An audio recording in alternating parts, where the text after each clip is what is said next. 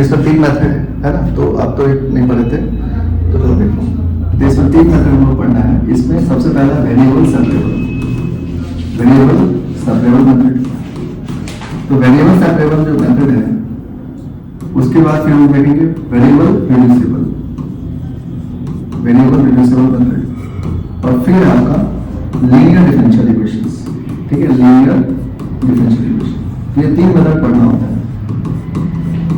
तो देखिए linear differential equations जो है आपका यहाँ पर, इस तीनों में सबसे इजी जो होगा आपको फर्स्ट वाला और थर्ड वाला। ठीक है, वेरिएबल रिड्यूसिबल में थोड़ा सा आपको सोचना होता है, बाकी लीनियर डिफरेंशियल इक्वेशन ज्यादा इजी होता है।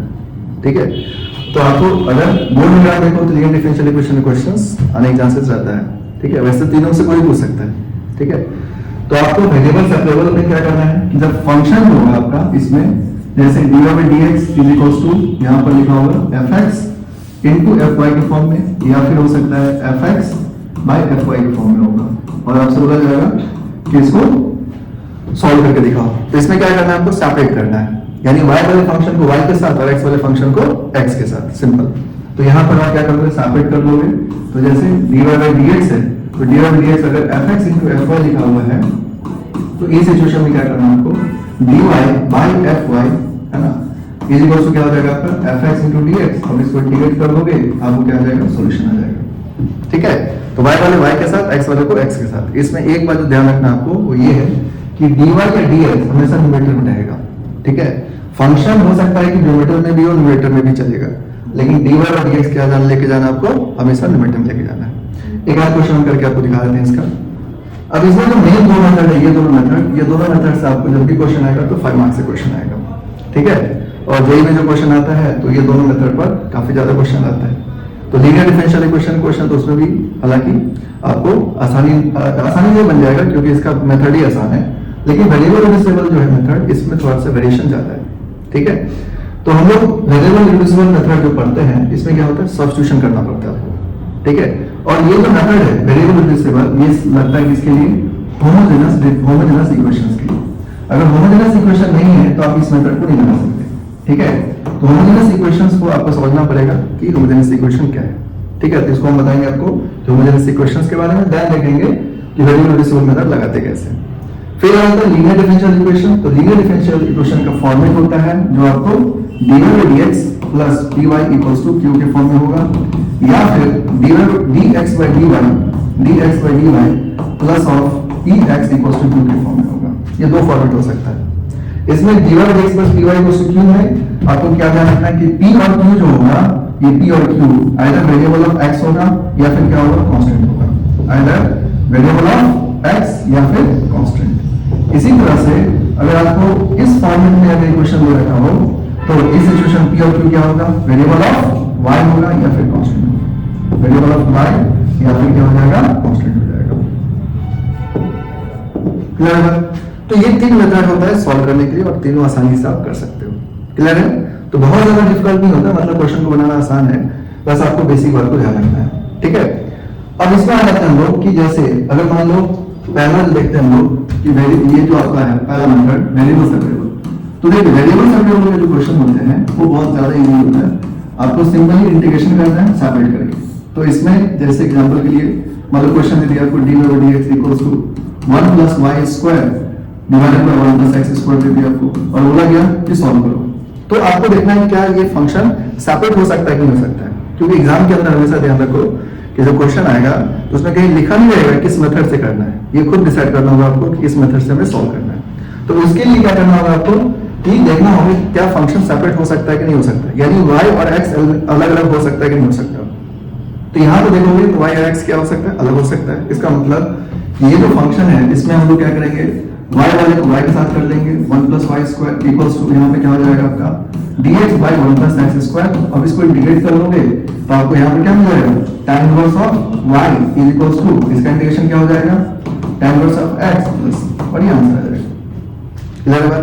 तो आपको किसी भी तरह से क्वेश्चन दिया जा सकता है। कभी कभी देखो अब इस क्वेश्चन में क्या हुआ, डायरेक्टली आपको दिख गया कि सेपरेट कर सकते हैं, किसी किसी क्वेश्चन हो सकता है कि ना दिखे। जैसे एग्जांपल के लिए मान लो आपको क्वेश्चन दे दिया गया कि dy/dx equals to 1 + x + y + xy। ठीक है, ये क्वेश्चन आपको पूछ सकता है। इस क्वेश्चन को देखने से नहीं लगेगा कि ये वेरिएबल सेपरेबल से बनेगा, लेकिन हम थोड़ा सा सॉल्व करके देखना कि क्या ये सेपरेट हो सकता है कि नहीं हो सकता है। तो जैसे आप इसको ऑपरेट करोगे, यहाँ पे क्या मिलेगा 1 plus X plus Y common ले लोगे, तो कितना हो जाएगा 1 प्लस एक्स, तो यहाँ पे क्या मिला 1 प्लस एक्स इंटू 1 प्लस 1। ठीक है, तो समटाइम क्या होगा कि आपको क्वेश्चंस इस तरह से दे रखा होगा कि डायरेक्टली देख के नहीं पता चलेगा कि मतलब वेरिएबल सेपरेबल लगाना है, लेकिन थोड़ा सा ऑपरेट करोगे तो अपने आप पता चल जाएगा। ऑपरेट करने के बाद भी अगर आपको सेपरेट ना हो पाए एक्स वाई, तो समझ जाना कि इससे नहीं लगेगा, ये मेथड से सॉल्व नहीं हो सकता फिर। ठीक है, तो यहाँ पे तो ये सेपरेट हो गया। अब आप यहाँ पे क्या करोगे, तो dy बाई dx का वैल्यू कितना हो गया 1 प्लस एक्स 1 प्लस वाई, तो इसको आप सॉल्व करोगे तो dy बाई क्या हो जाएगा 1 प्लस वाई, और ये क्या मिलेगा आपको 1 प्लस एक्स इंटू क्या हो जाएगा dx। अब इसको इंटीग्रेट कर देना, तो इसका वैल्यू क्या हो जाएगा ln of mod 1 plus Y is equals to ये क्या मिलेगा आपको x plus X square by 2 plus, ये आंसर हो जाएगा। क्लियर है, तो ये इजीली आपसे बन जाएगा। ठीक है, तो इसमें सेपरेट करके आप देख लेना, ये बहुत आसान होता है, इसमें बेसिक इंटीग्रेशन अगर आपको आता है तो बन जाएगा। ठीक है, तो ये हम लास्ट क्लास में डिस्कस किए थे, जो आपको ध्यान रखना है। इसमें एक क्वेश्चन और जो आपको कभी अगर इनकेस हो जा रहा है तो आपको क्या करना है, जैसे क्वेश्चन होगा dy dx इक्वल्स टू, मान लो यदि आपको cos of x plus y, ठीक है, ये इस तरह का भी क्वेश्चन आ सकता है। तो इसको सॉल्व करने के लिए क्या करना होता है, थोड़ा सा सब्स्टिट्यूट करना पड़ता है। जैसे अगर देखोगे क्वेश्चन में कि आपको डायरेक्टली नहीं दिख रहा है कि वेरिएबल सेपरेबल लग जाएगा, लेकिन थोड़ा सा ऑपरेट करोगे तो बन जाएगा। ठीक है, तो कैसे, तो यहाँ पर इस तरह का फॉर्मेट कभी भी रहे फंक्शन में x प्लस वाई रहे या x माइनस वाई रहे, तो इस सिचुएशन में क्या करना, आपको x प्लस वाई को t ले लेना है। क्या करना है आपको, x प्लस वाई को t ले लेना है, या आपको ही चीज अज्यूम कर सकते हो। ठीक है, इस क्वेश्चन को हो सकता है कि आपको ऐसे लिख के दे दे, यानी cos inverse of dy dx equals to आपको दे दिया जाए x प्लस वाई, ऐसा भी हो सकता है। ठीक है, तो भी सेम बात है, ये दोनों क्वेश्चन क्या सेम ही है, क्योंकि cos इनवर्स इधर आएगा तो क्या हो जाएगा cos x प्लस वाई हो जाएगा। तो आपको यहाँ पर क्या करना होगा, x प्लस वाई को t ले लेना। अब x प्लस वाई को t लोगे, ये क्वेश्चन जो है ना सिंपली सॉल्व हो जाएगा। देखो कैसे, इसका क्या करेंगे हम लोग 1 plus dy by dx equals to क्या हो जाएगा आपका dt बाई dx, और यहाँ से dy बाई dx को वैल्यू पुट कर देना, तो ये क्या हो जाएगा आपको dy by dx equals to, ये कितना आ जाएगा आपका dt बाई dx माइनस, और इस वैल्यू को सब्स्टिट्यूट कर देना, तो ये हो जाएगा आपको dt by dx minus 1 equals to क्या हो जाएगा cos t, क्योंकि x प्लस y को हमने t लिए, तो कितना हो जाएगा cos t। अब इसको सॉल्व करोगे तो क्या आ जाएगा dt by dx equals to क्या हो जाएगा आपको 1 प्लस cos t। ठीक है, अब वो सेपरेट हो सकता है ना, क्योंकि t वाले फंक्शन को t के साथ x वाले को इधर ले आओ, तो यहाँ से क्या हो जाएगा आपको dt divided by 1 plus cos t is equals to क्या हो जाएगा आपका dx। ठीक है, अब इसको इंटीग्रेट कर दोगे तो सॉल्व हो जाएगा। अब तो इसको इंटीग्रेट करने के लिए आप डायरेक्टली कर सकते हो, यार क्या कर सकते हो, स्लाइस कर सकते हो। जैसे 1 प्लस cos t का फार्मूला भी होता है 2 cos स्क्वायर t बाई 2, उससे ही बन जाएगा आपको। यानी तो आप क्या कर दो, इसको रेशनलाइज कर दो, रेशनलाइज करो तब भी बन जाएगा। तो दोनों में से कोई भी बना सकते हो। जैसे मान लो अगर आप यहाँ पर इसको लिख सकते हो dt by 1 plus cos t क्या लिख सकते हो 4 cos square t by 2 equals to dx का इंटीग्रेशन क्या हो जाएगा x प्लस c। तो cos स्क्वायर को बदलेगा तो क्या मिलेगा sec स्क्वायर, तो यहाँ पर आ जाएगा आपका 1 बाई 2, ये आ जाएगा sec square of t by 2, sec square of t by 2 into dt, ये डाल दिया x प्लस c बाई 2। अब sec स्क्वायर का इंटीग्रेशन क्या होता है tan t, तो आपको क्या मिलेगा यहाँ से 1 बाई 2, ये आ जाएगा tan t by 2 divided by करना पड़ेगा आपको 1 बाई 2, ये बात ध्यान रखना। क्लियर है बात, अब ये हो गया x प्लस c, फिर 2 से 2 क्या आ गया कैंसिल आउट, तो आपको क्या मिलेगा tan t बाई 2, लेकिन t के जगह पर आप क्या सब्स्टिट्यूट करोगे x प्लस y, इसका मतलब tan ऑफ क्या हो जाएगा x plus y by 2 equals to क्या हो जाएगा x प्लस। ठीक है, तो ये बहुत बेसिक क्वेश्चन होता है, इसके लिए आपको इंटीग्रेशन अच्छा होना चाहिए, मेथड में कुछ दम नहीं है, मेथड बहुत आसान है। ठीक है, तो मेथड आप आसानी से सॉल्व कर सकते हो। ठीक है, तो ये वाला क्वेश्चन को ध्यान रखना, ये वाला क्वेश्चन में कई बार क्या होता है कि एग्जाम में सडनली आ जाए तो आप अटक जाओगे इसमें कि क्या करें, क्योंकि यहाँ पर सारे मेथड फेल हो जाएंगे आपको। ठीक है, तो ये सिचुएशन बस इतना करना होगा कि आपको इसको टी ले लेना है। ये चाहे साइन के साथ हो सकता है, कॉस के साथ क्वेश्चन आ सकता है, किसी तरह से आ सकता है क्वेश्चन, तो आपको इस सिचुएशन में क्या करना है टी लेकर के सॉल्व करोगे, क्वेश्चन बन जाएगा।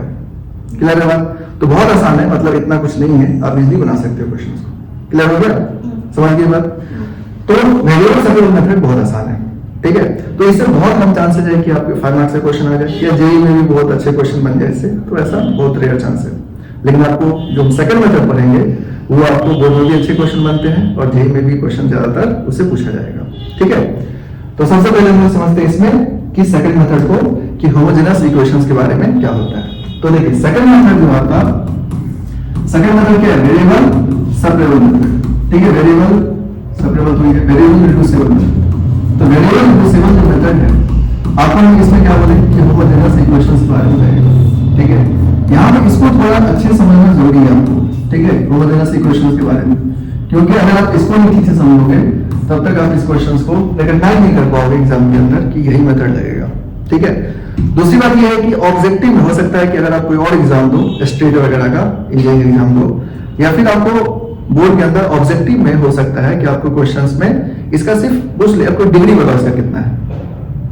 ठीक है, कोई फंक्शन दे देगा और बोलेगा बताओ इसका डिग्री कितना है। अगर ये होमोजेनस इक्वेशन है तो इसका डिग्री होगा, तो डिग्री कितना होगा ये आपसे पूछा जा सकता है। ठीक है, तो यहाँ पर समझ लो कि किस तरह से हम लोग समझेंगे। यहाँ पर देखिए होमोजेनस इक्वेशन का मतलब ये है कि मान लो कोई फंक्शन है। ठीक है, मान लो कोई फंक्शन है for example phi of x, y। ठीक है, x, y ये फंक्शन है। अगर हम लोग इसको यहाँ पर मान लो t से रिप्लेस करें और phi of for example x के जगह हम लिख दिए सपोज यहाँ पर कोई वैल्यू इस तरह से लिखते हैं कि t के power n into phi of x, y लिख सकते हैं। ठीक है, यहाँ पर समझना कि अगर कोई फंक्शन है x, y के फॉर्म में, x, y के फॉर्म में फंक्शन है, अगर इसको रिप्लेस करें और इस फंक्शन को अगर हम tx या ty से रिप्लेस करें, अगर वो t बाहर आ सकता है तो इसका मतलब क्या है कि ये फंक्शन होमोजेनस के फॉर्म में जाएगा। मतलब ये हुआ कि अगर एक्स वाई अगर यहाँ पे लिखा हुआ है सपोज x के जगह अगर हम मान लो सपोज tx लिख दे और y की जगह ty लिख दे और ये फिर से t बाहर आ जाए, इसका मतलब क्या है कि ये फंक्शन जो है आपका होमोजेनस के फॉर्म में होगा। अगर ऐसा नहीं होता है तो होमोजेनस के फॉर्म में नहीं होगा। एग्जांपल के लिए देखो, मान लो कोई फंक्शन लेते हैं जैसे for example fx equals to x square plus y square, है फंक्शन। अब इसमें आपसे पूछा है कि होमोजेनस है कि नहीं। ठीक है, ये आप डायरेक्टली नहीं बता देंगे आपको, लेकिन पहले भी समझ लो कि x square plus y square अगर है तो आपको मेथड अगर करना पड़ जाए कि होमोजेनस है तो दिखाओ हमको प्रूफ करके या सॉल्व करके दिखाओ है कि नहीं है, तो आप क्या करना x को रिप्लेस कर देना tx से और y को रिप्लेस कर देना ty से। ठीक है, अब रिप्लेसमेंट करने के बाद अगर ये t से इंडिपेंडेंट हो जाए इसका मतलब होमोजेनस है, अगर नहीं हो तो इसका मतलब होमोजेनस नहीं है। तो यहाँ पे करेंगे कि हम लोग यहाँ लिख देंगे tx के स्क्वायर प्लस ऑफ ty के स्क्वायर। तो इसको अगर हम चाहें तो यहाँ लिख सकते हैं t स्क्वायर कॉमन ले लेंगे, क्या मिलेगा आपको x स्क्वायर प्लस y। अब t जब यहाँ पे बाहर आ गया इसका मतलब ये होमोजेनस है। ये हो गया प्रोसेस। ठीक है, अगर आप लोग ये पूछता है इसका डिग्री लगाओ तो इसका डिग्री क्या होता है 2, डिग्री कितना हो जाएगा 2 हो जाएगा। समझ आएगा? तो यहाँ पर ये फंक्शन में कि t ये चेक करने के लिए या प्रोसेस करना पड़ जाए कभी आपको, तो इस तरह से करना पड़ेगा। समझ पाएगा? लेकिन अगर हमारे पास क्वेश्चंस में डायरेक्टली पहचानना हो तो बहुत आसान है। आपको देखना है कि हर एक टर्म का जो पावर है वो सेम होना चाहिए। अगर हर एक टर्म का पावर सेम है इसका मतलब ये इक्वेशन क्या है, होमोजेनस इक्वेशन। ठीक है, जैसे देखो यहाँ पर पावर कितना है 2 है, यहाँ पावर कितना है 2 है, इसका मतलब होमोजेनस इक्वेशन। जैसे एग्जांपल लिए और भी देख लो, मान लो फंक्शन दे दिया आपको fx equals to x square y plus of xy square. ठीक है, xy स्क्वायर और यहाँ दे दिया आपको सब कुछ x। ठीक है, तो देखो ये तीनों टर्म में पावर कितना है इसका 3 है, तीनों टर्म में पावर तो सेम है यहाँ पर, इसका मतलब ये भी इक्वेशन क्या है, होमोजेनस इक्वेशन। अगर आपसे पूछा जाए इसका ऑर्डर बताओ कितना है, मतलब डिग्री बताओ कितना है, तो डिग्री क्या बोलोगे आप 3 बोलोगे, है ना, क्योंकि यहाँ पर 2 और 1 3 1 और 3 और 8। ठीक है, तो ये इक्वेशन क्या हो जाएगा, होमोजेनस होगा। अगर आपसे डिग्री पूछा जाए तो डिग्री क्या बोलोगे आप 3 बोलोगे। है बस में। अच्छा, समटाइम ऐसा भी हो सकता है कि मान लो आपको फंक्शन ऐसे दे दिया जाए, सपोज आपको फंक्शन लिख दिया जाए कि कोई फंक्शन है f ऑफ x y के फॉर्म में। ठीक है, यहाँ पर ये x y का फंक्शन है। ठीक है, x y का फंक्शन मतलब आप ये ध्यान रखना। अब हम यहाँ लिख दे suppose x cube y plus of x के पावर 4 डिवाइडेड बाय आपको यहाँ लिख दिया गया x square y plus of x y square. ठीक है, इस तरह से लिख दिया गया। आपसे पूछा गया कि बताओ इसकी डिग्री बताओ कितना है। ठीक है, तो यहाँ पर बच्चे गलती करते हैं कि डिग्री क्या होगा। अब इसमें क्या ना, अगर मेथड आता रहेगा तो आप आसानी से कर लोगे। सोचो अगर x y को हम t पुट करते हैं, ठीक है, तो यहाँ पर क्या बाहर आता है, t के पावर 4 बाहर आता है, यहाँ पर से क्या बाहर आता है t क्यूब बाहर आता है। अगर आप कैंसिल करते तो एक t बच जाता, उसके पावर कितना होता है 1, इसका मतलब डिग्री कितना होता है 1। अब इस चीज को आप डायरेक्टली भी कर सकते हो, उतना पुट करने की जरूरत नहीं है। न्यूमरेटर वाले को देखो फंक्शंस को, ये एक तो होमोजेनस है न्यूमरेटर वाले भी होमोजेनस है। अब इसका देखो मुझे डिग्री कितना है 4 है, इसका डिग्री कितना है 3 है, तो अगर हम सब्ट्रैक्ट करें तो वैल्यू कितना हो जाएगा 1 है ना। डिवाइड में रहेगा तो क्या करोगे आप सब्ट्रैक्ट कर लोगे। तो इसीलिए यहाँ पर अगर आपसे डिग्री पूछा जाए तो डिग्री क्या करोगे आप 4 - 3 इक्वल टू आएगा समझ में। जैसे अगर मान लो क्वेश्चन एक और दे देते हैं फॉर एग्जांपल कि f of xy is equal to आपको लिखा हुआ है xy square plus of y divided by यहाँ पर मान लो आपको लिख दिया गया x square y plus of x square, ठीक है, x square y plus of x cube. अब पूछा गया होगा इसका डिग्री कितना है, तो क्या बोलोगे डिग्री क्या हो जाएगा 0 है ना, क्योंकि इसका पावर कितना है 3, न्यूमरेटर का पावर कितना है 3, इसका मतलब इसका डिग्री कितना हो जाएगा 0, तो इसका डिग्री 0 हो जाएगा। एकदम सिंपल सी बात है। तो ये क्वेश्चंस भी अपने आप में क्वेश्चन है ये, ठीक है, ऐसा नहीं कि मतलब आपको पूछा जा सकता है कि डिग्री बताओ, ठीक है। क्लियर समझ गए। अब होमोजेनस इक्वेशंस के बारे में क्लियर हो गया कि होमोजेनस इक्वेशंस कब क्या होता है। अच्छा एक देख लो एग्जांपल कब नहीं होता है। जैसा कि आपको कोई फंक्शन दिया गया x y है ना, यहां दिख दिया गया x square plus of y square plus of x y cube. आपसे पूछा है क्या ये होमोजेनस इक्वेशन है, नहीं है।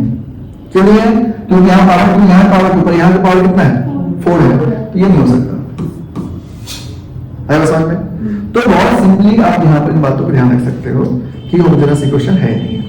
अब आ जाते हैं इस मेथड के ऊपर कि ऊपर डिफरेंशियल इक्वेशंस के ऊपर कि भाई डिफरेंशियल इक्वेशंस में कि आपको वेरिएबल रिड्यूसिबल मेथड अगर लगाना है तो सीधी सीधी बात ये है कि वो इक्वेशन क्या होना चाहिए होमोजेनस फॉर्म में होना चाहिए। ये बात क्लियर हो गया कि होमोजेनस आप समझ गए। अब मेथड की बात करें हम लोग कि वेरिएबल रिड्यूसिबल मेथड के लिए, तो उसमें आपको क्या ध्यान रखना है कि वेरिएबल रिड्यूसिबल मेथड तब लगेगा जब आपका फंक्शन अगर dx is equal to function आपका x by y के फॉर्म में हो या फिर g of x y यहां पर y by x के फॉर्म में। अगर इस तरह के फॉर्मेट है फंक्शंस का, इसका मतलब क्या है, वो फंक्शन में आपको वेरिएबल रिड्यूसिबल मेथड लगाना चाहिए। यानी function in the form of y by x या function in the form of x by y, इसका मतलब है कि आपको क्या लगाना चाहिए रिड्यूसिबल मेथड लगाना चाहिए। क्योंकि होता क्या है ना, क्वेश्चन को देख करके आपको ये पहचानना पड़ेगा, ठीक है। और एग्जाम के अंदर खास करके जेईई के अंदर जितना जल्दी आप मेथड को समझ गए, क्वेश्चन को समझ गए कि मेथड लगेगा, ये क्वेश्चन आपसे उतना आसानी से बन जाएगा। क्योंकि इस चैप्टर में ऐसा नहीं है कि क्वेश्चंस बहुत ज्यादा आपको समझने में दिक्कत आएगा, बस आपको एक बार सटीक मेथड लगाने में समझ में आ जाए कि ये मेथड लगेगा और क्वेश्चन आपसे बन जाएगा। और उसके बाद भी क्वेश्चन नहीं बना तो उसका कारण है आपका सिंपल सी बात है कि इंटीग्रेशन आपका खराब है। अगर इंटीग्रेशन अच्छा हो तो फिर कोई चांस नहीं कि आपका ना बने, ठीक है, समझाना बात मतलब बनी जाए क्वेश्चन। तो अब यहाँ पर करना क्या है, मान लो कि आपको ये फंक्शन है, ठीक है, और इस तरह का फंक्शन दे रखा है और आपको बोला गया सॉल्व करो, तो किस तरह से सॉल्व करोगे, ठीक है, समझाना बात। तो आपको करना क्या है, अगर फंक्शन x by y के फॉर्म में, ठीक है, और यहाँ पर g of y by x के फॉर्म में, तो यहाँ हम लोग करेंगे क्या, फंक्शन को इंटीग्रेट करने के लिए जब हम लोग को मेथड करना होता है तो मेथड में हम लोग क्या करते हैं, यहाँ पर मेथड में हम लोग यहाँ पर y is equals to dx put कर सकते हैं या x equals to क्या कर सकते हैं हम लोग dy पुट कर सकते हैं। डिपेंड्स ऑन क्वेश्चन की क्या पुट करना है। यहाँ पर d और x दोनों वेरिएबल है, ये भी कांस्टेंट नहीं है, ये दोनों वेरिएबल है, ये भी वेरिएबल है, ठीक है। y equals to dx put करना है, x equals to dy put करना है। अब इसको समझने के लिए हम लोग क्वेश्चंस में देखेंगे किस तरह से करना है, ठीक है। तो यहाँ पर क्वेश्चन पर डिपेंड करेगा, लेकिन आपको 99% चांसेस ये लगता है कि ज्यादातर यही सब्स्टिट्यूशन करना होता है, लेकिन कुछ क्वेश्चन ऐसे भी होते हैं जहां पर ये सब्स्टिट्यूट करना पड़ेगा, ठीक है। तो ये परेशानी जो आएगा आपको कि इस दोनों से कौन सा सब्स्टिट्यूट करना चाहिए, ये आपको 2-3 जगह आ सकता है, ठीक है, खास करके लॉग वाले क्वेश्चन में, एक्सपोनेंशियल क्वेश्चन में और ट्रिगो वाले क्वेश्चंस में, क्योंकि उसमें डिपेंड करता है कि वो क्या लिखा है ना। एग्जांपल के लिए मान लो अगर आपको dx इक्वल्स टू, अगर उसमें लिखा हुआ है sine of x by y, sine of x by y लिखा हुआ है, ठीक है, तो आप यहां पर अगर आपने y इक्वल्स टू vx ले लिया, suppose y equals to vx ले लोगे तो होगा क्या, ये हो जाएगा sine of x by vx हो जाएगा और x x कैंसिल हो जाएगा, क्या मिलेगा आपको साइन ऑफ 1 by v, और साइन ऑफ 1 by v का इंटीग्रेशन तो होने से समझा ना बात। तो आपको यहाँ पे क्या लेना चाहिए था, x इक्वल्स टू vy लेना चाहिए था। तो इसलिए अभी इस पर हम लोग फोकस नहीं करते हैं, अभी सिंपली समझते हैं कि क्वेश्चंस बनाना कैसे है, बेसिक क्वेश्चन से, क्लियर बात। तो अभी हम आपको ये जो कंसेप्ट बताया, इस कंसेप्ट को ध्यान रखना है कि हम लोग को वेरिएबल रिड्यूसिबल मेथड लगाना कहां पर है। तो फंक्शन एक्स बाय वाई के फॉर्म में होगा या फिर वाई बाय एक्स के फॉर्म में, and function should be homogeneous. ये बात तो आपको दिमाग में लेके चल रही है। क्लियर हो गया था? अब आगे हम लोग क्वेश्चन को सॉल्व करने के लिए कि कोई क्वेश्चन लेते हैं और देखते हैं कि कैसे सॉल्व होगा। ठीक है, तो देखिए यहां पर जैसे मान लो एक हम लोग क्वेश्चन लेते हैं एग्जांपल के लिए कि जैसे dy by dx is equals to, for example आपको दे दिया गया x plus y divided by x minus y। ठीक है, आपसे बोला गया कि इसको सॉल्व करके बताओ क्या होगा value x plus y by x minus y। तो एकदम सिंपल क्वेश्चन है। तो आप क्या करोगे यहां पर कि y equals to dx लेना, y equals to dx, let y equals to dx। ठीक है, y की वैल्यू क्या लेंगे dx। अब ये बात समझ आ रहा है कि क्यों हम लोग ये मेथड लगा रहे हैं। यहाँ पे क्वेश्चन देख करके आपको सिंपल ये समझना है कि रेडियल सेपरेबल तो नहीं लग सकता क्योंकि x y सेपरेट नहीं हो पाएगा, तो हम लोग ये मेथड लगाएंगे। अब इसको क्या करो, डिफरेंशिएट कर देना x के रिस्पेक्ट में। तो देखो dy by dx equals to क्या होगा, v into 1 plus of x into कितना हो जाएगा dy by dx, क्योंकि दोनों वेरिएबल है तो प्रोडक्ट रूल से डिफरेंशिएट कर दो। v को दोनों x का डिफरेंशियल 1 हो गया प्लस x into क्या हो जाएगा dy by dx हो जाएगा। अब इस वैल्यू को हम सब्स्टिट्यूट कर दो तो क्या मिलेगा आपको v plus of x dy by dx is equals to, ये क्या मिलेगा आपको x plus of vx divided by x minus of vx हो जाएगा। ठीक है, और यहां पर थोड़ा कैंसिल कर दो, सॉल्व कर दो, तो x कॉमन हो क्या मिलेगा आपको 1 प्लस v, यहां पर x कॉमन हो क्या मिलेगा आपको 1 माइनस v, और x क्या हो गया कैंसिल कर दो। अब v वाले टर्म इधर लेके आ जाओ तो क्या आ जाएगा आपका x dy by dx is equals to, ये आ जाएगा आपका 1 plus v divided by 1 minus v minus v। now इसको सॉल्व कर लो, ये आ जाएगा 1 plus v minus v plus v square divided by 1 minus v आ जाएगा। v से भी क्या हो गया कैंसिल आउट, तो आपको मिलेगा 1 plus v square divided by 1 minus v, और ये आ गया x dy by dx। now इसको सॉल्व करने के लिए क्या करोगे, v वाले टर्म इधर ले आओ तो आपको मिलेगा 1 minus v divided by 1 plus v square into dv equals to कितना हो जाएगा आपका dx by x। अब इसको क्या करोगे इंटीग्रेट कर देंगे। ठीक है, अब इसको इंटीग्रेशन करने के लिए क्या करो आप सिंपली सब्ट्रैक्ट कर दो, सब्ट्रैक्ट कर दो क्वेश्चन बन जाएगा आपसे। समझ रहे हो? इसको अगर सब्ट्रैक्ट करोगे तो क्या आ जाएगा integration of 1 by 1 plus v square into dv minus of integration of क्या हो जाएगा v by 1 plus v square into dv is equals to क्या होगा integration of dx by x। हां, इसको अगर सॉल्व करोगे तो यहां कितना आ जाएगा आपका tan inverse v minus of इसके लिए क्या करो 1 प्लस v स्क्वायर है तो 2 से क्या करोगे मल्टीप्लाई डिवाइड करो, तो वैल्यू कितना आ जाएगा minus of 1 by 2 log of mod 1 plus v square is equals to कितना आ जाएगा आपका log of mod x plus c। अब देखो v की वैल्यू क्या आ जाएगा आपके यहां से y by x, y equals to vx है तो y by x लास्ट में पुट कर देना, तो इसका फाइनल आंसर क्या हो जाएगा, इसका आंसर हो जाएगा tan inverse of y by x है ना minus of 1 by 2 into log of mod 1 plus y square by x square. ठीक है, इज इक्वल्स टू क्या हो जाएगा आपका log of mod x plus, और इस तरह से सॉल्व कर सकते हैं। क्लियर है बात? ठीक है, तो ये इसका मेथड होता है सॉल्व करने का और इसको इजीली सॉल्व कर सकते हैं आप। ठीक है, अब ये क्वेश्चन जैसे जैसे वैरी करेगा तो आपको यहाँ पर इंटीग्रेशन करने में थोड़ा बहुत डिफिकल्टी आ सकता है, लेकिन ये सॉल्व करने में आपको कि डिफरेंशियल इक्वेशन का जो काम है वो इतना डिफिकल्ट नहीं है ना। अगर डिफिकल्टी आया भी तो इंटीग्रेशन में, लेकिन इंटीग्रेशन आपका स्ट्रॉन्ग है तो क्वेश्चन बन जाएगा आपसे, इसीलिए जेईई के अंदर इसके क्वेश्चन को बनाना आसान होता है। ठीक है, तो एक बार इसको नोट कर लो फिर हम लोग क्वेश्चन करते हैं इसके ऊपर। ठीक है, लिखना आप लोग को ये वाला लिख लो क्योंकि ये याद रहेगा आप लोग को।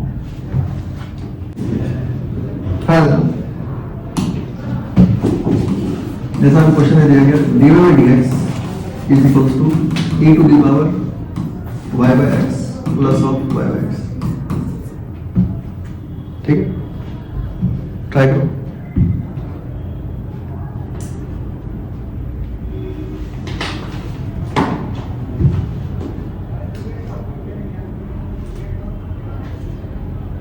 तो ऐसा क्वेश्चन कभी भी रहे तो यहाँ पर ना आप लोग एक चीज ध्यान रखना, जैसे e to the power y by x है, ठीक है, तो अगर ये x by y रहता तो हम x इक्वल्स टू vy लेते, ये बात ध्यान रखना, और y by x है तो क्या करोगे y इक्वल्स टू vx लोगे। ठीक है, तो यहाँ पर ये थोड़ा ध्यान रखना ऑपरेट करने टाइम, जैसे ये y by x के फॉर्म में रहेगा तो क्या सब्स्टिट्यूट करोगे y इक्वल्स टू vx, अगर e to the power x by y रहेगा तो आप इसमें क्या लोगे x इक्वल्स टू vy। ठीक है, तो यहां पर आपको सीधे सीधे ये सोचना है, बाकी क्वेश्चन आसान है, बन जाएगा आपसे।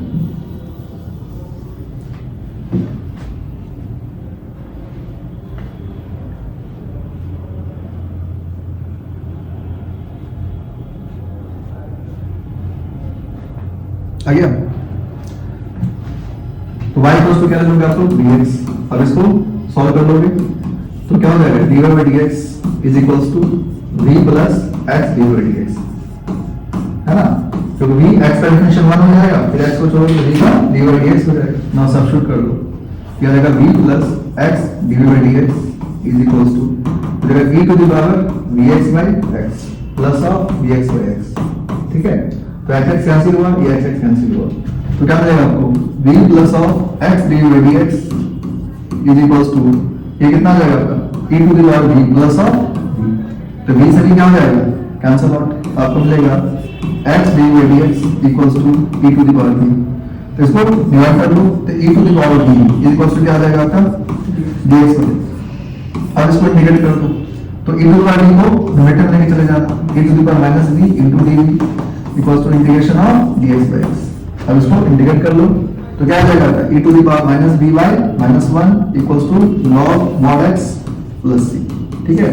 अब v का वैल्यू सब्स्टिट्यूट कर दो तो ये आ जाएगा minus of e to the power minus of ये आ जाएगा आपका y by x is equals to log of mod x plus c, ये इसका फाइनल आंसर हो जाएगा, ठीक है। समझ आ रहा है, नोट कर लो।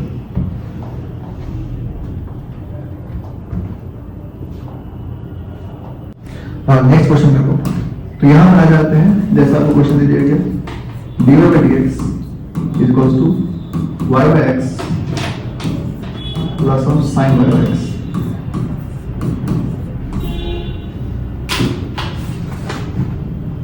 आसान है ना, इसमें क्या करोगे y इक्वल्स टू dx ले लो, y इक्वल्स टू dx लोगे तो क्या आ जाएगा dy by dx equals to v plus x dy by dx, ठीक है। तो यहाँ पे इसको सब्स्टिट्यूट कर देना तो क्या हो जाएगा v plus x dy by dx is equals to क्या हो जाएगा vx by x plus of sine of vx by x। और इसको सॉल्व कर लो, x कैंसिल हो गया, यहाँ से x कैंसिल हो गया, तो आपको मिलेगा v plus of x dy by dx is equals to v plus of sine v, ठीक है। तो v क्या होगा कैंसिल आउट, यहाँ से मिलेगा आपको x dy by dx equals to sine v। अब साइन v इधर आ जाएगा तो आपको मिलेगा dv by sin v is equals to क्या हो जाएगा dx by x। अब इसको इंटीग्रेट कर दें तो sin v को क्या करना पड़ेगा न्यूमरेटर लेके जाना होगा, तो sin v क्या हो जाएगा आपका इंटीग्रेशन ऑफ cosec v, ठीक है। cosec v into dv is equals to integration of dx by x। अब cosec इंटीग्रेशन याद है आपको क्या होता है बताओ log of mod cosec v minus of cot v, ठीक है, equals to log of mod x। अब क्योंकि दोनों में log है तो यहाँ भी क्या करना कांस्टेंट भी log में ले लेना log c, ठीक है। तो यहाँ से आप इसको थोड़ा अपडेट कर लोगे तो क्या हो जाएगा log ऑफ mod cx।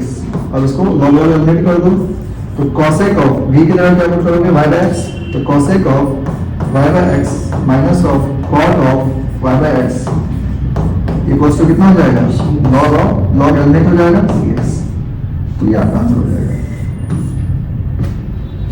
ठीक है।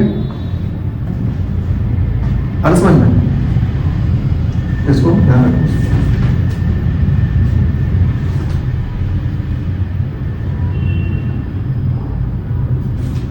बन रहा है ना, और नेक्स्ट क्वेश्चन कर इसको, चलो नेक्स्ट क्वेश्चन जो आपका जैसे क्वेश्चन दे दिया गया आपको x square minus y square into d x plus of बराबर दे दिया गया 2xy इंटू dy, ठीक है। ये क्वेश्चन दिया गया आपको x square minus y square into d x plus of 2xy into dy equals to 0, ठीक है। तो इस क्वेश्चन को या एक काम करो इसमें लो dy, ठीक है, यहाँ dy लो और इसमें लो dx। पहले इसको बनाओ,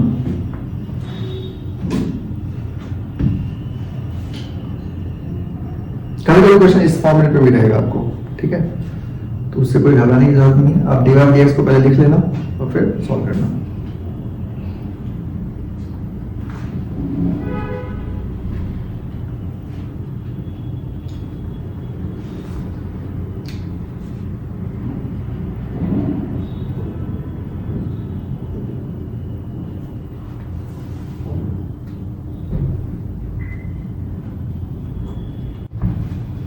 देखो इसको सॉल्व करने के लिए क्या करोगे आप यहाँ पर सॉल्व किया तो क्या हो जाएगा x square minus y square into d y is equal to क्या हो जाएगा minus of 2xy into d x.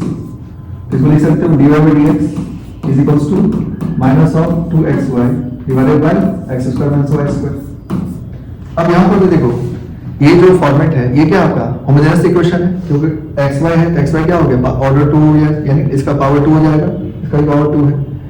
अब इसको सॉल्व करने के लिए आप चाहो इसको थोड़ा और माइनस एलिमिनेट करना अगर आपको तो आप इसको लिख लेना 2xy divided by y square minus x square.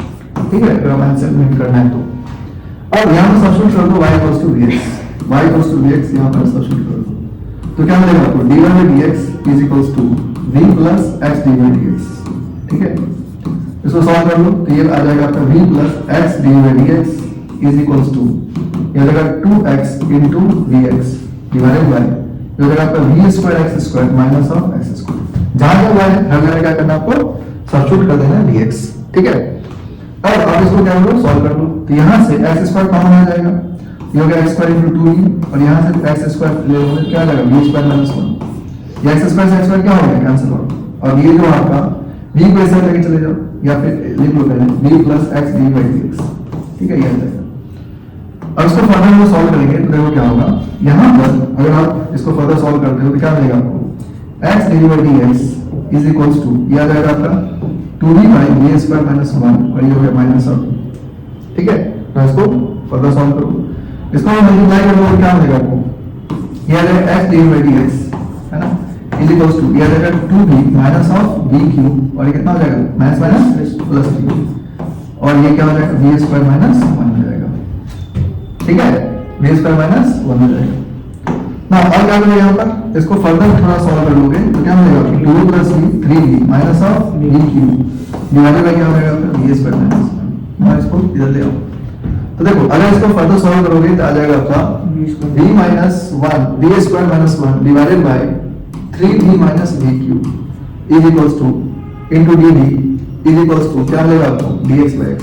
अब इसको हम लोग क्या करना है इंटीग्रेट करना है तो देखो इसको इंटीग्रेट करने के लिए क्या करोगे समझो तो ये आसानी है। अब यहाँ पर आप इसको पहले सेपरेट कर लो। ठीक है तो देखो v स्क्वायर माइनस 1 है ये 3v माइनस v क्यूब है तो इसको अगर हम लोग सेपरेट कर देंगे तो क्या मिलेगा आपको v square by v common ले लो क्या मिलेगा 3 माइनस v स्क्वायर आ जाएगा माइनस ऑफ 1 है ना ये आ जाएगा इंटीग्रेशन ऑफ ये dv हो गया माइनस ऑफ 1 बाय यहाँ पर क्या कॉमन ले सकते हो v कॉमन ले सकते हो तो क्या मिलेगा आपको 3 माइनस v स्क्वायर। ठीक है इनटू क्या हो जाएगा d इज इक्वल टू क्या हो जाएगा dx by x। अब इसको सॉल्व करने के लिए एक v से v क्या हो गया कैंसिल आउट। ठीक है तो आपको मिल जाएगा यहाँ पे integration of v into dv divided by 3 minus v square. ना इसको सॉल्व करने के लिए आप क्या कर सकते हो देखो 1 by v 3 minus v square आ गया तो 3 माइनस v स्क्वायर आ गया तो क्या करोगे हम यहाँ पर एलिमिनेट करने के लिए यहाँ पर 1 by v into 3 minus v square को आप चाहो तो लिख सकते हो root 3 minus v into root 3 plus v। ठीक है a square minus b square formula लगा दो a minus b into a plus b और इसके लिए क्या करोगे सेपरेट इंटीग्रेशन करना पड़ेगा आपको क्योंकि ये क्या होगा पार्शियल फ्रैक्शन से बनेगा ये जो इंटीग्रेशन है इसका क्या करेंगे हम पार्शियल फ्रैक्शन लगाएंगे और यहाँ पर dx by dx है तो कितना हो जाएगा आपका log mod x। ठीक है प्लस c लिख सकते हो या log c लिख सकते हो उससे कोई दिक्कत नहीं। यहाँ पर देखो अगर इसको डिफरेंशिएट करोगे तो क्या आ जाएगा माइनस 2v तो v है ऑलरेडी तो माइनस 2 से क्या करोगे मल्टीप्लाई डिवाइड कर दो तो ये आ जाएगा माइनस 1 by 2 और ये क्या देगा log of mod 3 minus v square आ जाएगा और इसको क्या मान लेना माइनस ऑफ i मान लो इज इक्वल्स टू आप इसको लिख लो log of mod x plus. ठीक है ये आ जाएगा और इसके लिए हम क्या करेंगे अलग से इंटीग्रेशन कर लेंगे। ठीक है क्योंकि ये जो पार्ट है इसको आपको अलग से इंटीग्रेट करना पड़ेगा तो अलग से इंटीग्रेट करने के लिए क्या करना है आपको i इज इक्वल्स टू जो आपका यहाँ पे क्वेश्चन है इंटीग्रेशन ऑफ क्या हो जाएगा आपका dv by v into root 3 minus v into क्या हो जाएगा रूट 3 प्लस v।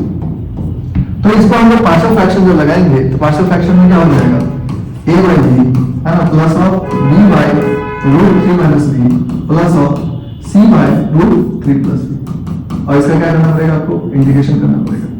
अब abc का वैल्यू निकालना है तो abc का शॉर्ट ट्रिक से निकाल दो वैल्यू जैसे a का वैल्यू निकालना है तो v को 0 करो v का 0 वैल्यू यहां पुट कर दो तो v को 0 करोगे तो कितना हो जाएगा रूट 3 into रूट 3 1/3 हो जाएगा यानी a का वैल्यू कितना आ जाएगा 1/3 1/3 डिवाइड बाय क्या हो गया b into dv प्लस अब b का वैल्यू निकालना है तो रूट 3 की वैल्यू क्या लोगे v लोगे, इसको 0 करो तो v का वैल्यू कितना रूट 3 आ जाएगा, यहाँ पुट कर दो तो रूट 3 और ये कितना हो जाएगा आपका 2 रूट 3, तो 2 रूट 3 रूट 3 कितना हो जाएगा 6, यानी v का वैल्यू कितना आ जाएगा आपका 1/6 into root 3 minus into dv plus अब यहाँ पर v का वैल्यू 0 करोगे कितना आ जाएगा आपको माइनस रूट 3, तो ये माइनस रूट 3 और माइनस 2 रूट 3 तो कितना आ जाएगा माइनस 1/6 नहीं आ जाएगा।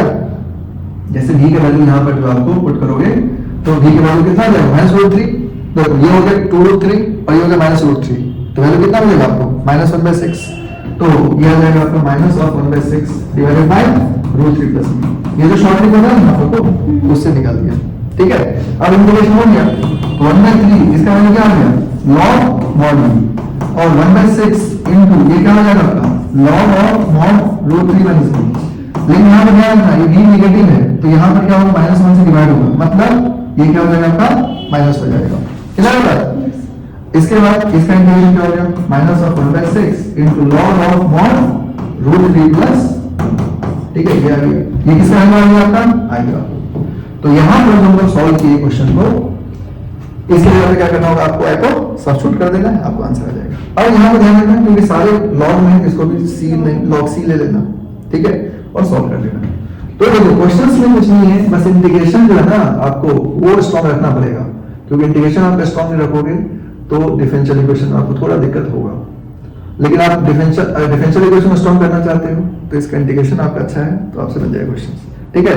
और आप लोग क्या करते हो ये क्वेश्चन एग्जाम में आता, ठीक है, तो हम श्योर हैं कि आप यहाँ पर पक्का छोड़ देते क्वेश्चन को, बोलते रहने दो, है ना, क्योंकि आप इतना पेशेंस के साथ लास्ट तक सॉल्व भी नहीं करते हैं।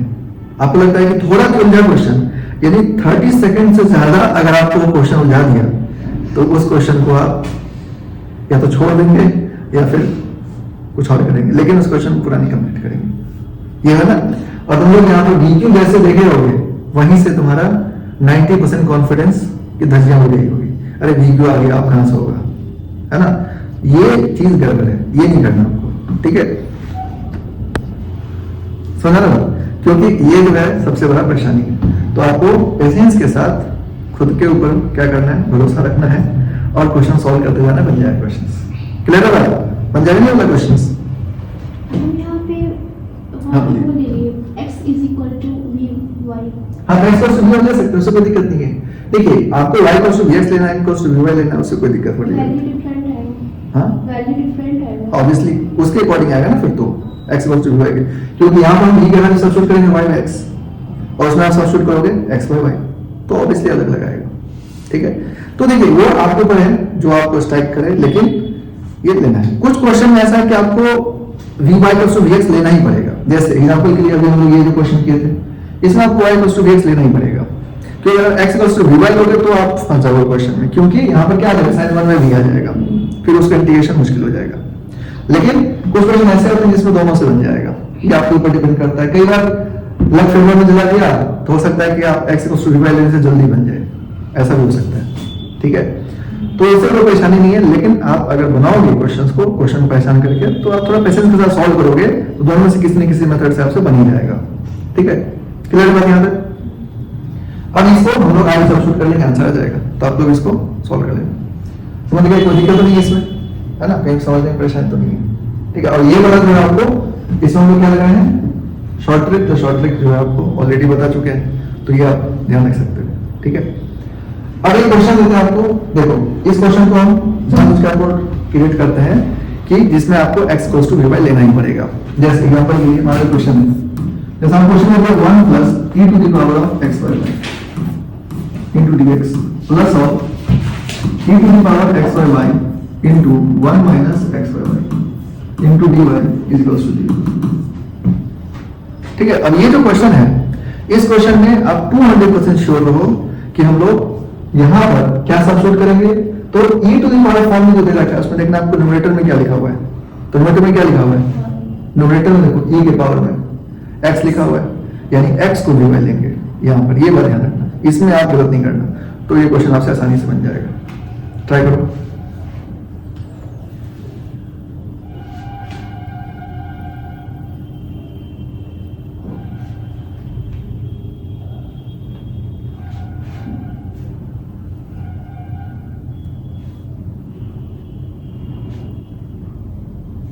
आएगा। चलो देखो यहाँ पर, तो देखो यहाँ पर इस क्वेश्चन अगर सॉल्व करोगे तो क्या होगा आपका x इक्वल्स टू क्या लोगे आप dy। अब इसको डिफरेंशिएट करोगे तो यहाँ पर ध्यान रखना ये जगह dx by dy के फॉर्म में होगा। dx by dy equals to v into 1 plus of y into क्या हो जाएगा आपका dv by dy, यानी ये वैल्यू आ गया आपका v plus y into dv by dy। Clear होगा ये समझ आया आपको, ठीक है। और इस वैल्यू को हम लोग सब्स्टिट्यूट करने वाले हैं। सबसे पहले इसको आप थोड़ा इसको सिस्टमैटिक ढंग से लिख लो।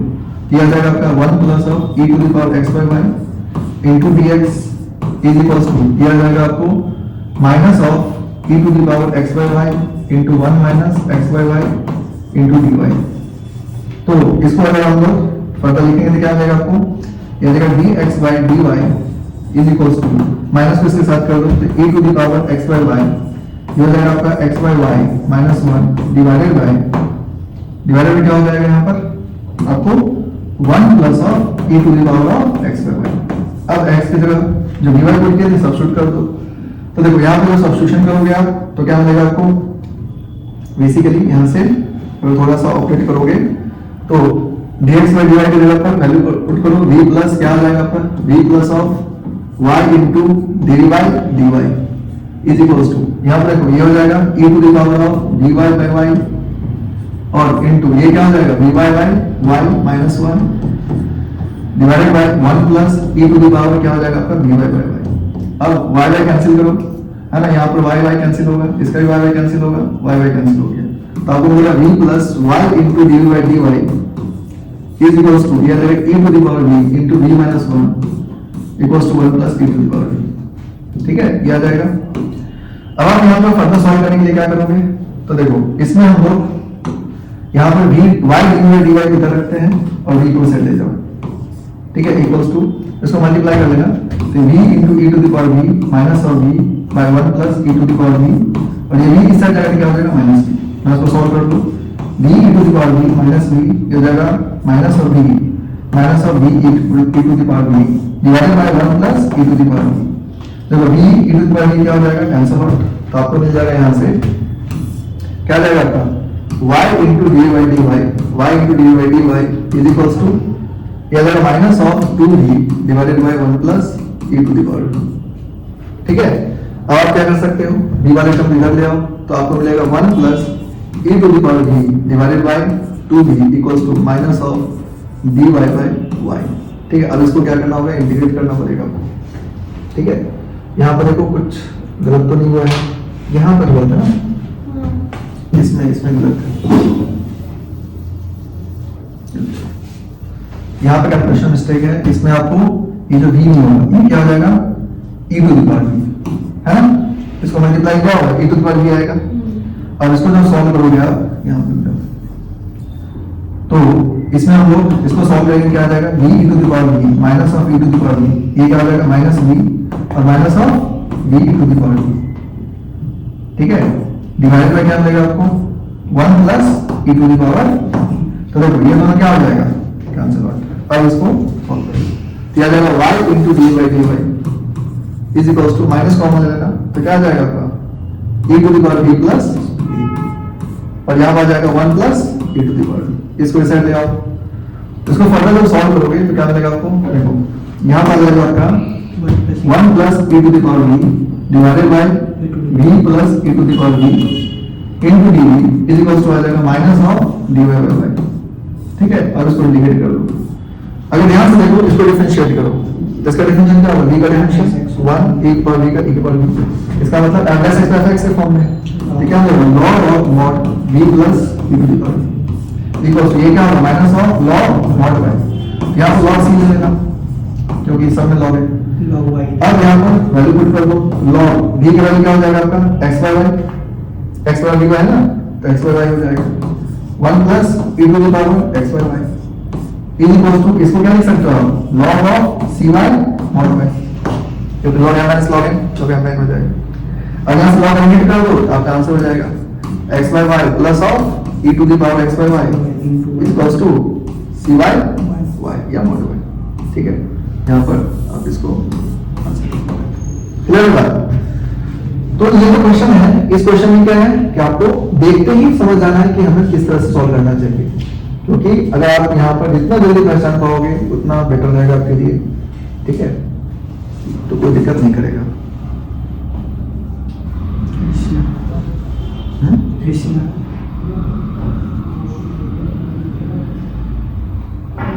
ठीक है, तो बन जाएगा क्वेश्चन ये वाला। तो समझ गए सारा चीज, कोई दिक्कत? एक्स क्या सब्स्टिट्यूट करना है, परेशानी तो नहीं होगा। तो ये जो है ना आपका मेथड जो है इसको ध्यान रखना है, ठीक है। तो यहाँ पर हम लोग एक्स बाय वाई का, इसलिए एक्स का वैल्यू क्या लिया, बी वाई लिया। अब ध्यान रखना, अगर क्वेश्चन में 1 plus e to the power y by x होता तो क्या लेते हम लोग y इक्वल्स टू bx, ठीक है। इसमें आपको इफ एंड बट वाली बात नहीं, इसमें आपको ये करना पड़ेगा, ठीक है। तो बन जाएगा ना क्वेश्चन। मेथड तो आसानी है, कोई डिफिकल्टी तो नहीं आना चाहिए। आपको समझ आ गया? हाँ।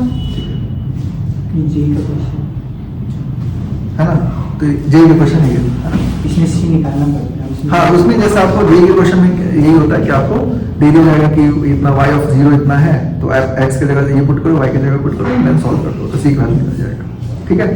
क्लियर बात है ना? तो हम सिंपली क्वेश्चन ऐसे आपको दे दिए, ठीक है।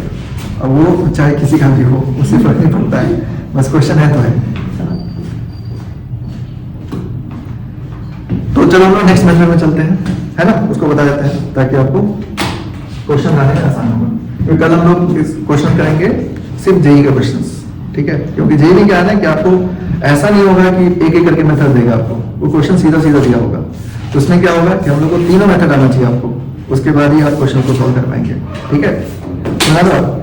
हालांकि वो इतना से भी काम नहीं चलेगा, है ना। कुछ कुछ क्वेश्चन ऐसे भी होंगे जिसमें अलग कंसेप्ट भी लगेगा, ठीक है। जैसे क्वेश्चन में आपको ऐसा होगा कि फंक्शन आप ढूंढ रहे होंगे, फंक्शन ही नहीं दिया होगा उसने, ठीक है। जैसे वो पिछला चैप्टर में कर रहे थे हम लोग, न्यूटन लैबनिज थ्योरम वाला क्वेश्चन दे देगा आपको, उसके बाद खुद फंक्शन क्रिएट करो एंड देन फिर सॉल्व करो उसको, तो ये सभी परेशानी आएगा, ठीक है। तो उसके लिए आपको पहले ये 3 मेथड तो आना चाहिए। अगर ये 3 मेथड आपसे आ गया तो समझ लो कि जेई के क्वेश्चन भी बन जाएगा आपसे। तो कल हम लोग उसके क्वेश्चन को सीधे देखेंगे, अभी पहले इसको क्लियर कर लेते हैं। तो आपका नेक्स्ट जो है वो है लीनियर डिफरेंशियल इक्वेशंस, ठीक है। लीनियर डिफरेंशियल इक्वेशंस, देखिए लीनियर डिफरेंशियल इक्वेशन जो है मेरे हिसाब से इसका सबसे आसान कंसेप्ट है। अगर आप इस टॉपिक का देखोगे सबसे आसान कंसेप्ट यही है, linear differential equation. Linear differential equations में जो इसका सबसे पॉपुलर फॉर्मेट है वो है dy dx plus py equals to q, यानी इस फॉर्म में होना चाहिए, dy dx plus py equals to q, ठीक है। हालांकि इसके अंदर अगर आप एक्सटेंड करते हो, मान लो इसके देखोगे तो एक बर्नौलीज इक्वेशन भी होता है, ठीक है, वो हम आपको लास्ट में बताएंगे, ठीक है। वो हो सकता है किसी एग्जाम में आपको पूछ दे। तो बर्नौलीज इक्वेशंस में थोड़ा अलग होता है कंसेप्ट, मतलब देखने में वैसे ही होगा लेकिन लिटिल बिट इससे अलग होता है। तो आप देखोगे किस तरह से सॉल्व होगा, तो उसे क्वेश्चन भी 2 करके हम दिखा देंगे आपको। पहला आप इसको समझ लो, dy dx plus py equals to q है, तो आपको क्या ध्यान रखना है, p एंड q जो होगा आर वेरिएबल ऑफ x। पहली बात ये ध्यान रखना आपको, p एंड q जो होगा आर वेरिएबल ऑफ x, या फिर क्या होना चाहिए कांस्टेंट, या फिर x होना चाहिए, क्या होना चाहिए कांस्टेंट होना चाहिए, है ना। इसका मतलब y का कोएफिशिएंट जितना भी है सब के सब क्या होगा, p होगा साइन के साथ, ठीक है। और इधर वाला जो होगा क्या हो गया आपका x या कांस्टेंट ले लेंगे, q हो जाएगा। अब यहां पर जो बात है जो आपको सॉल्व करना है वो है इंटीग्रेटिंग फैक्टर, ठीक है। क्योंकि बोर्ड वगैरह में इंटीग्रेटिंग फैक्टर इटसेल्फ एक क्वेश्चन है। इंटीग्रेटिंग फैक्टर जो है बोर्ड वगैरह में तो सीधा सीधा क्वेश्चन लेते हैं आपने कि आपसे ये क्वेश्चन पूछ देगा कि इंटीग्रेटिंग फैक्टर निकाल के देगा, है ना। ऑब्जेक्टिव में सीबीएसई वगैरह में तो ऑब्जेक्टिव में डाल देता है, बिहार बोर्ड में भी ऑब्जेक्टिव 2 मार्क्स में भी दे सकता है आपसे। तो यहाँ पर इंटीग्रेटिंग फैक्टर निकालना है, क्या करोगे, इसका फॉर्मूला होता है e to the power p into dx। p निकाल करके और इसको क्या करना आपको नेगेट करना, सिंपली सॉल्व हो जाएगा। और इसके बाद आपको यहाँ पर निकालने बोलेगा जनरल सॉल्यूशंस, है ना। क्या निकालना है आपको, जनरल सॉल्यूशंस। तो आपसे बोलेगा कि इंटीग्रेटिंग फैक्टर निकालने के बाद बोलेगा जनरल सॉल्यूशन बताओ क्या होगा। तो इसका जनरल सॉल्यूशन लिखने का जो प्रोसेस है एकदम फिक्स है। तो क्या करना है आपको, अगर आपका ये फॉर्मेट है इसका जनरल सॉल्यूशन होता है y into integrating factor, y into integrating factor is equals to integration of q into integrating factor into dx, ठीक है। आपको क्या करना है, integration of q into integrating factor into dx plus c, simply आप solve करना। तो y into integrating factor is equals to integration of q into integrating factor into dx plus c। अब आपको क्या करना है, इंटीग्रेटिंग फैक्टर निकाल करके यहाँ पुट करोगे, क्वेश्चन सॉल्व करोगे, क्वेश्चन बन जाएगा आपसे। क्लियर है बात? तो बहुत बेसिक है ये, आपको बोर्ड वगैरह में तो काफी बेसिक क्वेश्चन पूछता भी है, तो आपसे बहुत आसानी से बन जाएगा।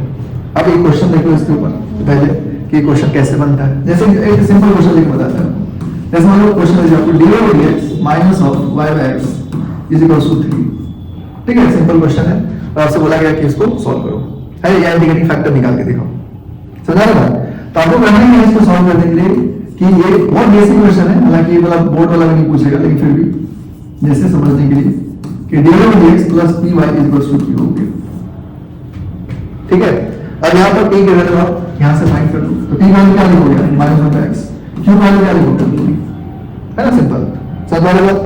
अब आपको क्या करना है यहाँ पर कि इंटीग्रेटिंग फैक्टर वैल्यू निकालना। आपको इंटीग्रेटिंग फैक्टर क्या होगा, e to the power integration of p dx।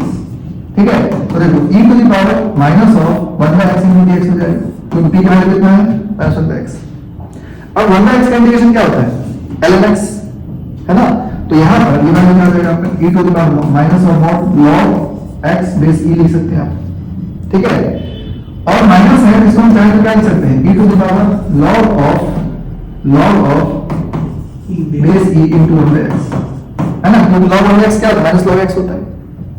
जैसे log 1/x को क्या लिखो, log m minus log n करोगे तो log 1 की वैल्यू क्या होता है, 0।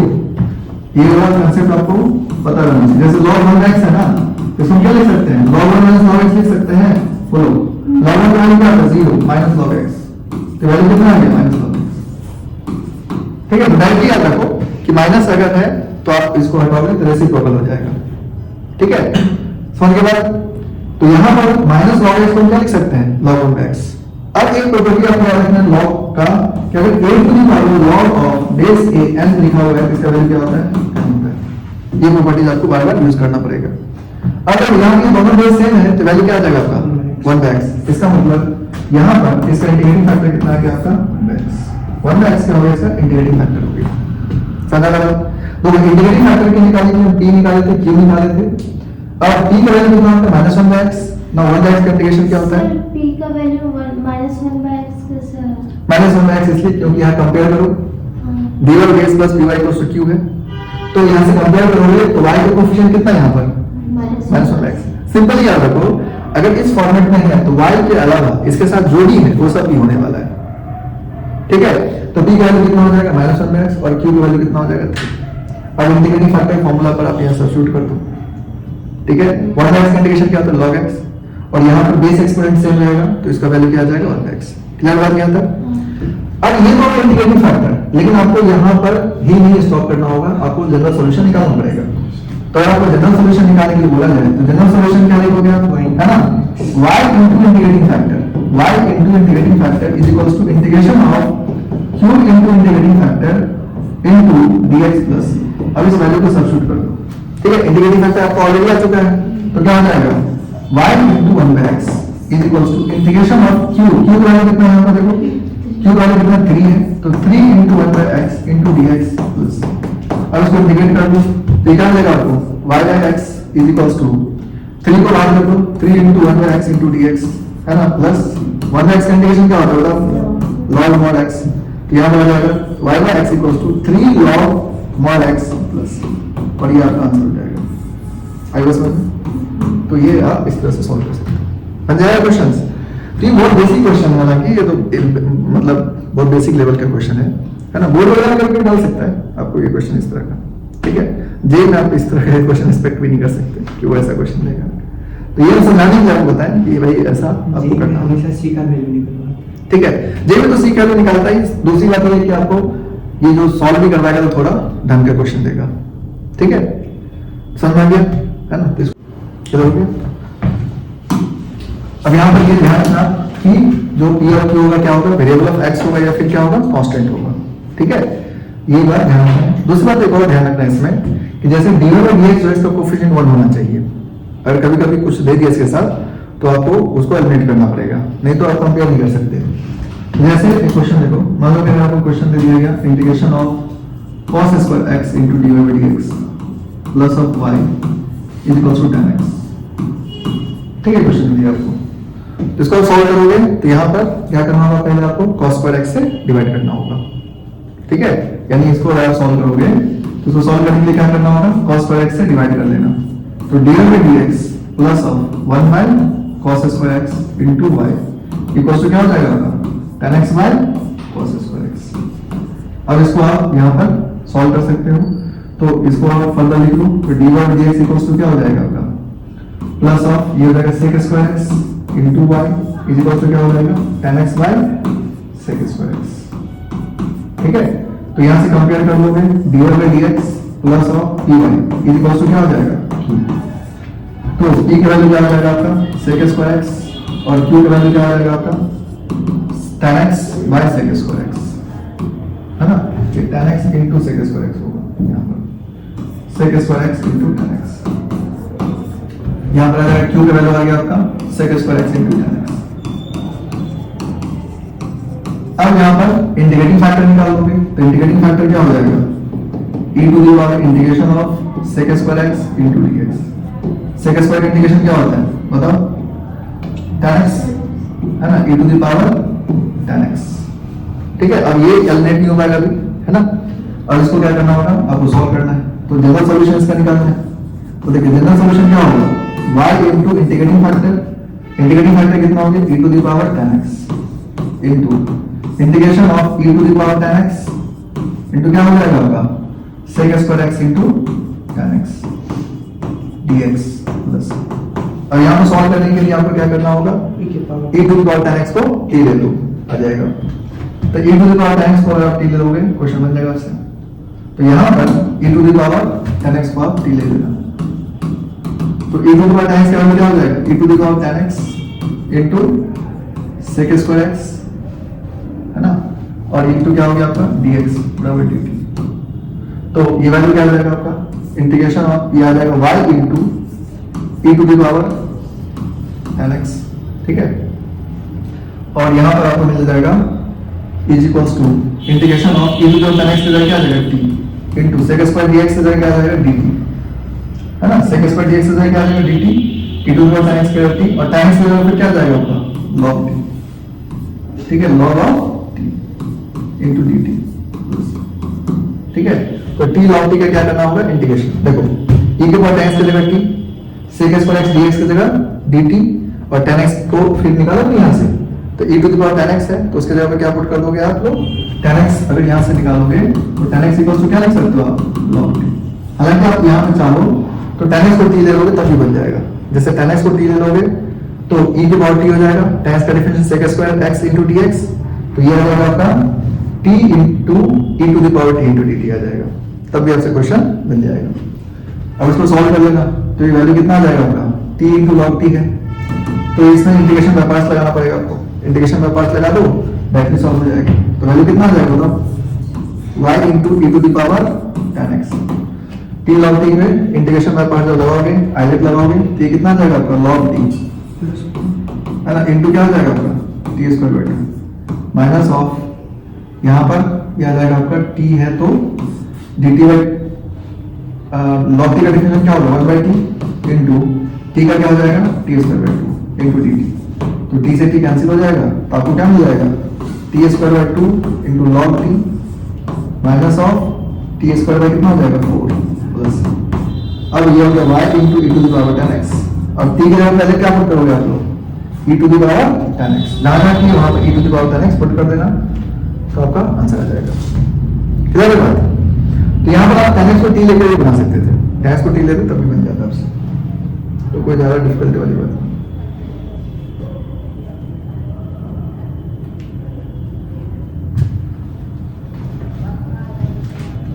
यहाँ पर इंटीग्रेशन बाय पार्ट्स लगा, ठीक है,